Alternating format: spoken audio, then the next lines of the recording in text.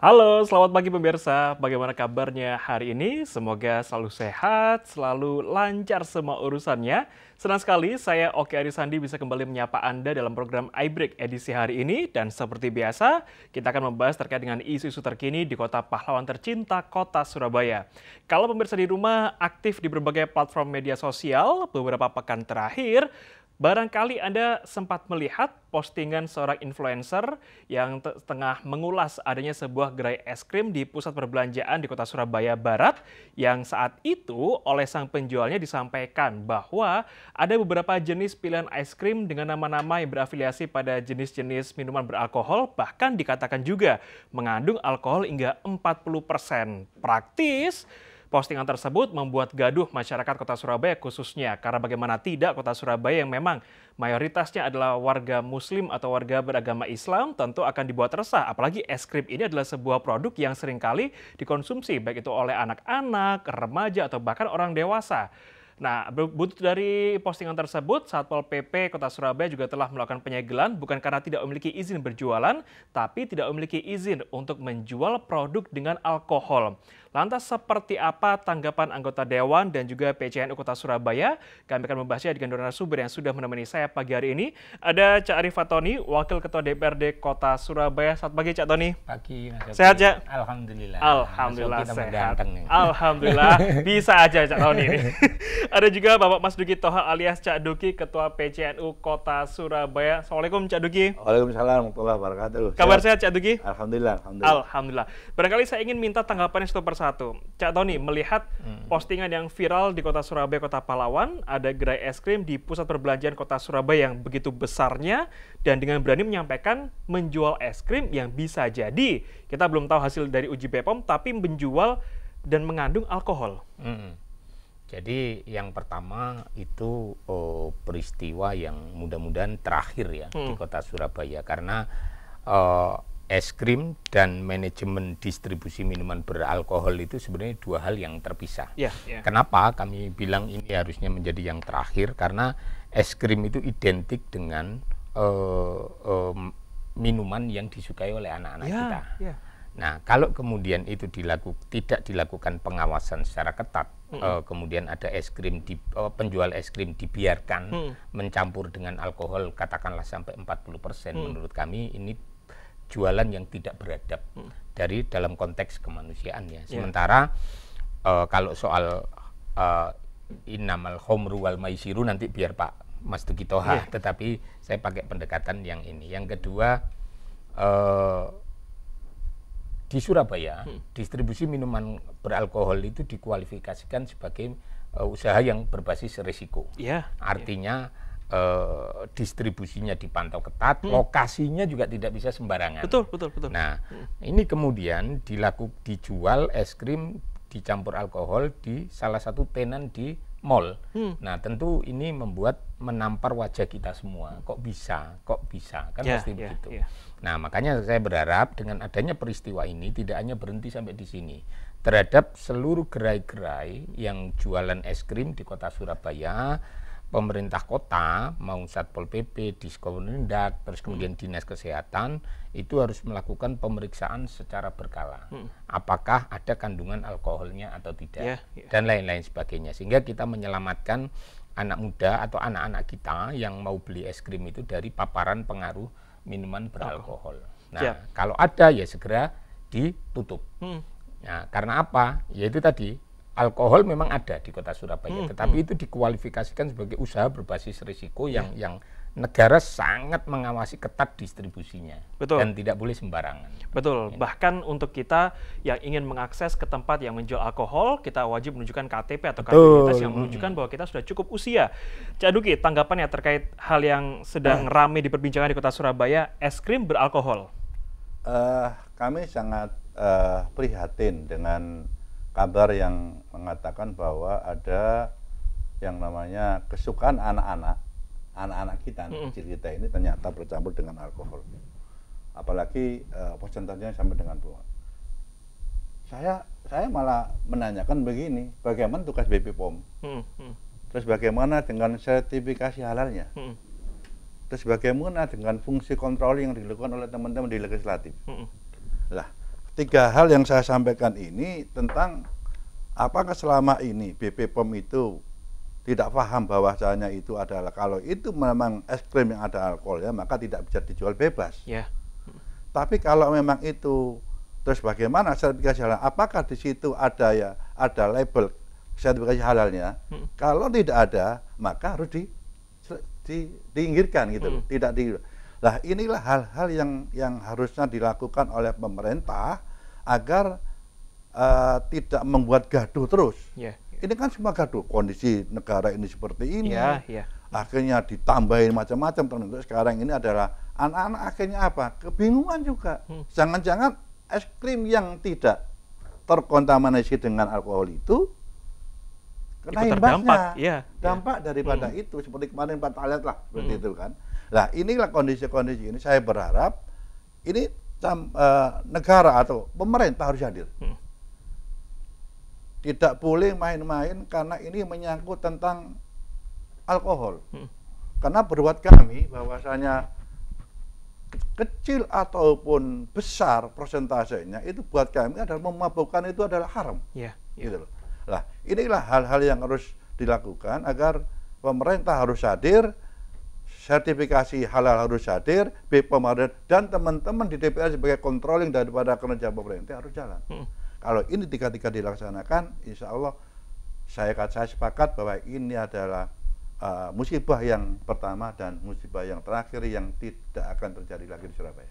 Siap. Kalau tadi Mas Tony sempat memunculkan pertanyaan, kok bisa ada es krim yang beralkohol, bahkan itu di sebuah mall atau pusat perbelanjaan yang besar di Surabaya Barat, yang bisa diakses oleh berbagai kalangan usia, bahkan anak-anak, yang juga ini menjadi pertanyaan oleh Cak Duki, bagaimana fungsi BPOM, bagaimana sertifikasi halal dan juga Dewan sebagai kontrol. Nah, kami akan membahasnya usai jeda berikut, tetaplah bersama kami di iBreak.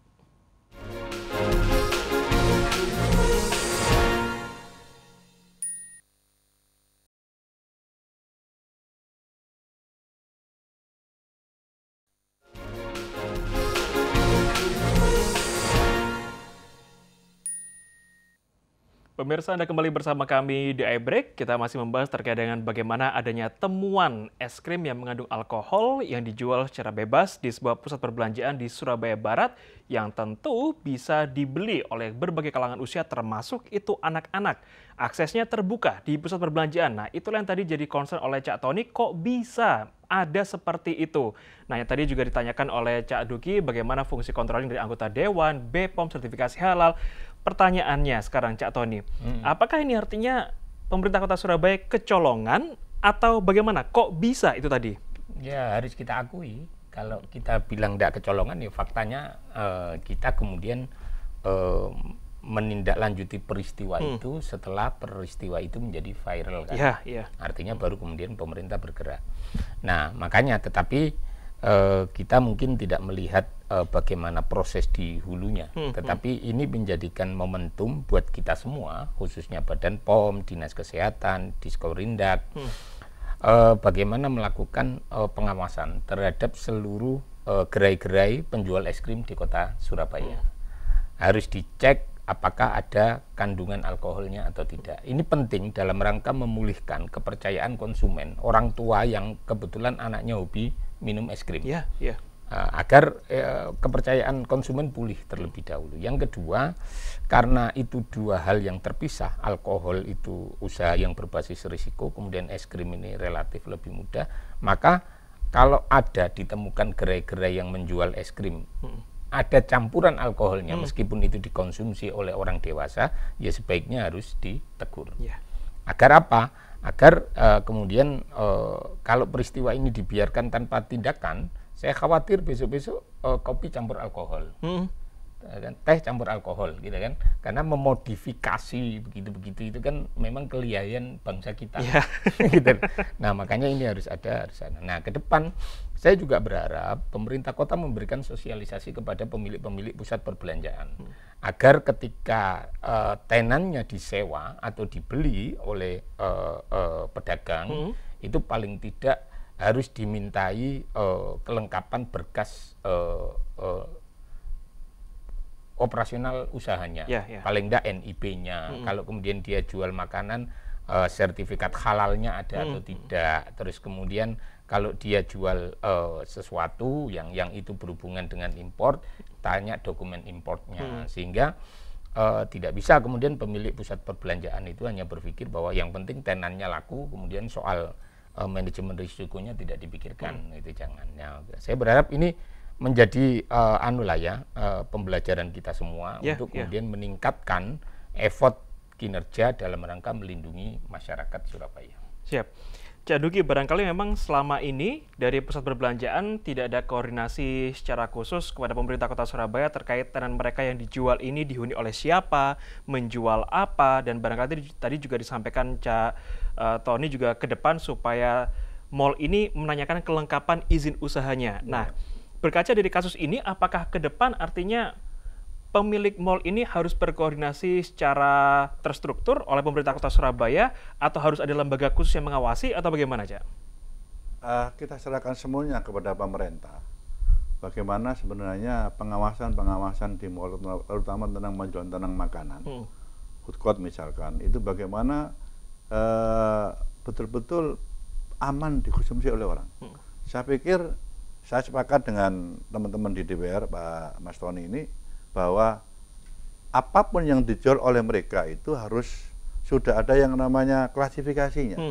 Oh, saya buka toko A ini, saya membuat ini, saya menjual ini es krim. Oh, es krimnya apa saja? Nah, es krim yang dijual ini apakah sudah masuk di BPOM? Bagaimana sertifikasi halalnya? Artinya kalau sudah masuk di situ, maka yang tidak ada label halalnya jangan dijual di situ. Nah, ini kan butuh pengawasan.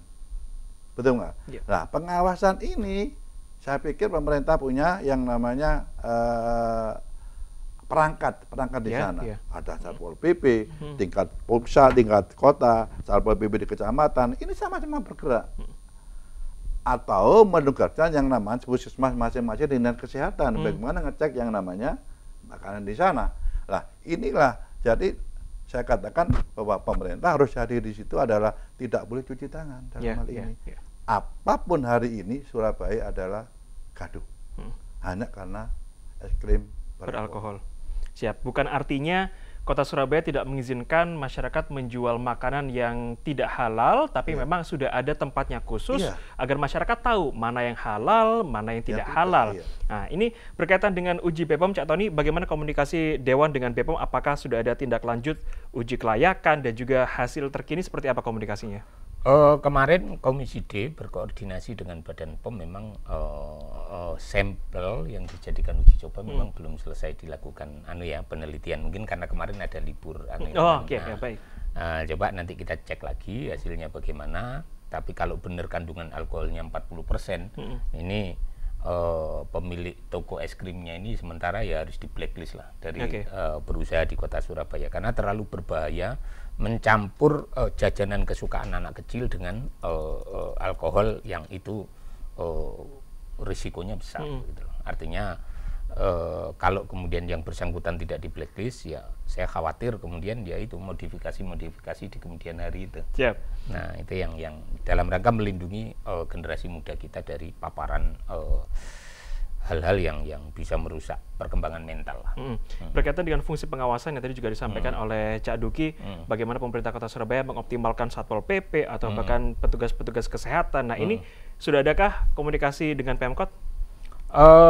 Kita sudah minta, begitu ada peristiwa di mall itu, kita sudah minta bahwa ini momentum yang tepat bagi teman-teman Dinas Kesehatan, Disperindak, itu untuk melakukan pengawasan terhadap seluruh gerai penjual es krim di Kota Surabaya. Es krim terlebih dahulu, karena kita harus memulihkan kepercayaan konsumen ini. Jangan sampai kemudian orang tua cemas, oh jangan-jangan nanti anak saya itu beli es krim ada kandungan alkoholnya. Ini kan harus dipulihkan terlebih dahulu. Nah, proses pemulihan itu kan dilakukan pengawasan, uji sampling terhadap produk es krim yang dijual. Dinkes saya pikir punya kemampuan untuk melakukan itu. Nah, setelah Dinkes melakukan itu, diumumkan secara terbuka, oh gerai es krim ini bebas kandungan alkohol. Oh gerai ini ada, tetapi penjualannya memang dikhususkan untuk yang 17 tahun ke atas. Nah, kalau yang ini tidak boleh. Jadi artinya gini, kalau ada pemilik gerai es krim yang meskipun itu dijual kepada orang yang berusia lanjut atau 17 tahun ke atas itu, ini harus ditutup. Karena apa? Itu dua hal yang terpisah. Distribusi minuman alkohol itu usaha berbasis risiko yang tidak boleh dijual di sembarang tempat, sementara es krim ini bebas dijual di sembarang tempat. Jadi kalau ada yang pengawasannya nanti ada kandungan alkoholnya, ya sebaiknya ditutup. Ditutup dalam artian jual es krim aja, alkohol jual di tempat lain, artinya tidak digabung-gabung. Nah ini yang harus segera dilakukan, dan saya dengar dalam waktu dekat memang akan ada pengawasan itu terhadap gerai-gerai itu. Setelah itu baru kemudian teman-teman Satpol PP juga harus melakukan pengawasan terhadap importir minuman beralkohol ini. Karena apa? Alkohol itu kan tidak diproduksi di Surabaya. Yang diproduksi di Indonesia itu kan cuma di Bali itu sama bir kan. Nah, tetapi kan yang kandungan alkoholnya di atas 10% itu kan rata-rata impor dari luar negeri. Berarti setiap peredaran minuman beralkohol yang kandungannya di atas 10%, berarti distributor atau importir ini harus bertanggung jawab gitu. Kok bisa sampai ke sana? Kamu jualnya bagaimana? Karena kan itu tidak bisa dijual sembarangan. Karena harus ada izin edar, harus ada izin izin edarnya itu pun dibatasi sama di Pemprov kan. Sekarang diambil alih Pemprov. Kalau izin edar di room ya hari-hari di room, tidak boleh kemudian di hall. Itu ketat. Jadi kok bisa sampai beredar? Ini kan berarti harus dimintai pertanggungjawaban juga. Baik, artinya sekarang kita nantikan bersama-sama uji laboratorium yang dilakukan oleh BPOM. Kita akan mengetahui bagaimana persentase alkohol dalam kandungan es krim tersebut. Nah, manakala memang 40%, pemerintah Kota Surabaya diwakili oleh Cak Tony katanya siap memblacklist sang pedagang tersebut dari Kota Surabaya. Pemirsa, kami akan segera kembali usai jeda berikut.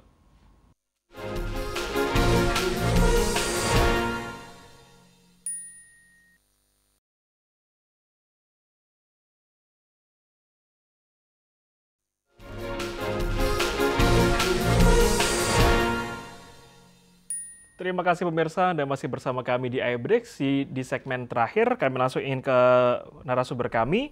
Cak Duki, kalau kita melihat kasus es krim beralkohol, kalau tadi dikatakan semoga ini yang pertama dan terakhir, tapi kalau kita runut ke belakang, pernah ada kejadian penemuan permen dengan kadar narkoba.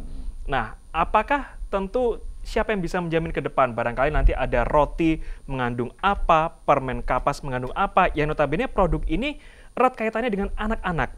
Nah, apakah memang ini satu hal yang disengaja ingin merusak generasi bangsa, atau bagaimana akhirnya masyarakat kita begitu berani menjual produk-produk yang beririsan dengan hal-hal yang seharusnya tidak boleh dijual secara bebas?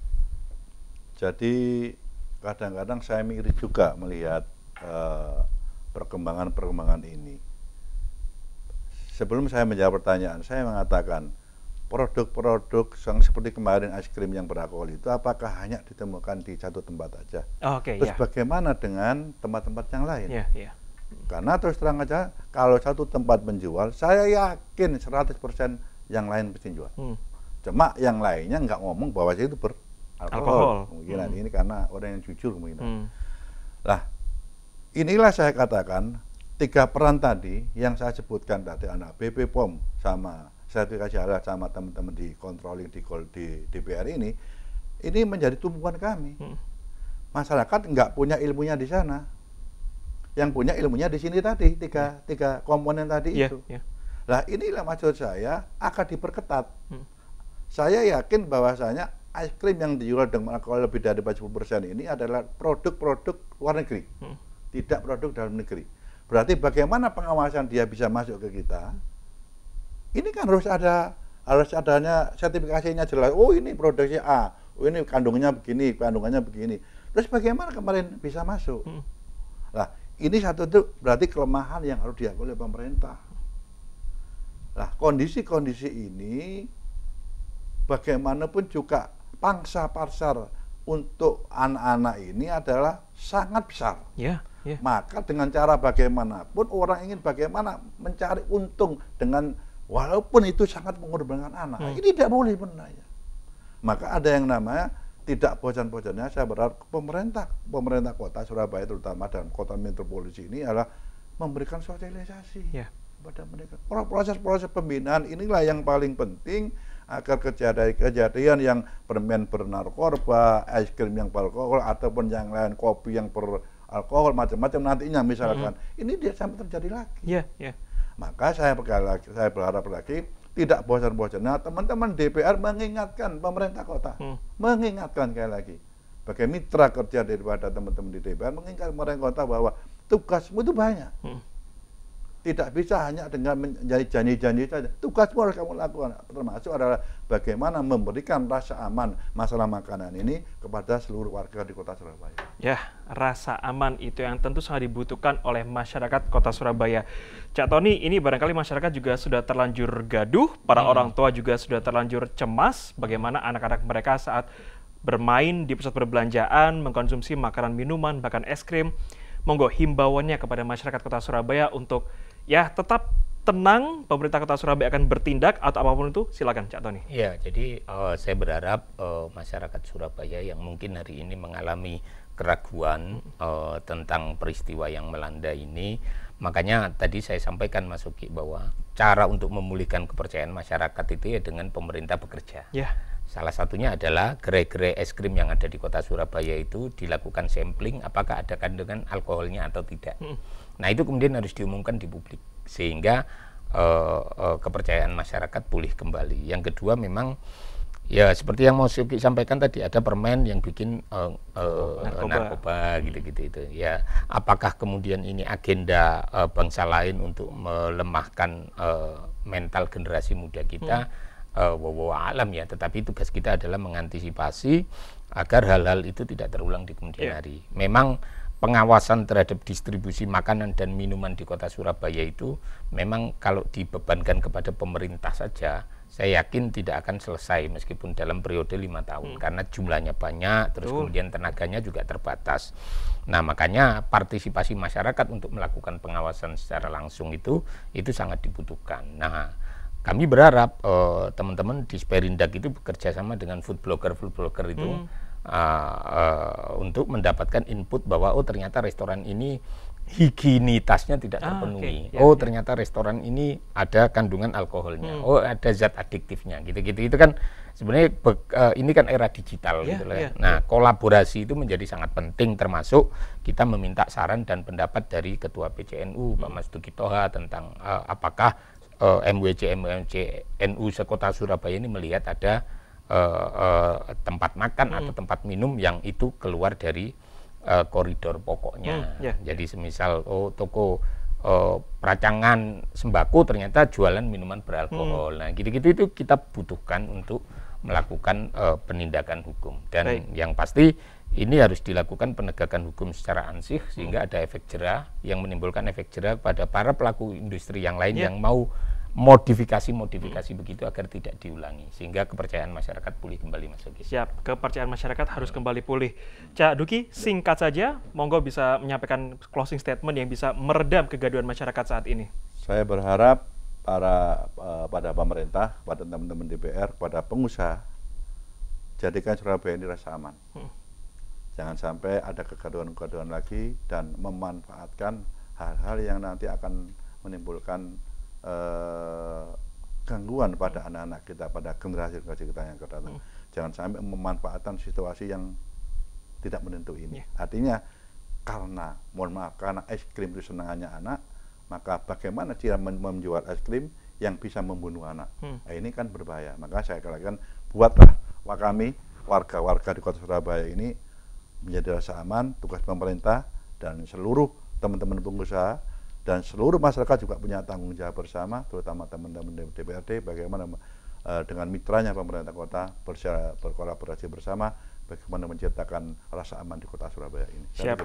Tentu kami harap pemerintah Kota Surabaya semoga juga memiliki rasa kewaspadaan yang sama seperti Cak Duki, berpengalaman dari kasus es krim ini yang manakala sudah dijual di suatu mall, bisa jadi ada tempat-tempat lain yang juga menjual produk yang sama, menjual es krim dengan kandungan alkohol. Semoga pemerintah Kota Surabaya juga semakin was-was, semakin timbul rasa cemasnya dan mengerahkan seluruh tenaga kerja yang dimiliki dan optimalisasi supaya menimbulkan rasa aman dan juga nyaman bagi seluruh masyarakat Kota Surabaya. Terima kasih Cak Tony, terima kasih Cak Duki sudah berbagi informasi bersama kami di iBreak edisi hari ini. Dan pemirsa, saya Oki Arisandi mewakili kerabat kerja yang bertugas mengucapkan terima kasih juga karena telah menyaksikan iBreak hari ini. Mari bersama-sama kita sebarkan semangat cinta damai. Selamat pagi, selamat beraktivitas.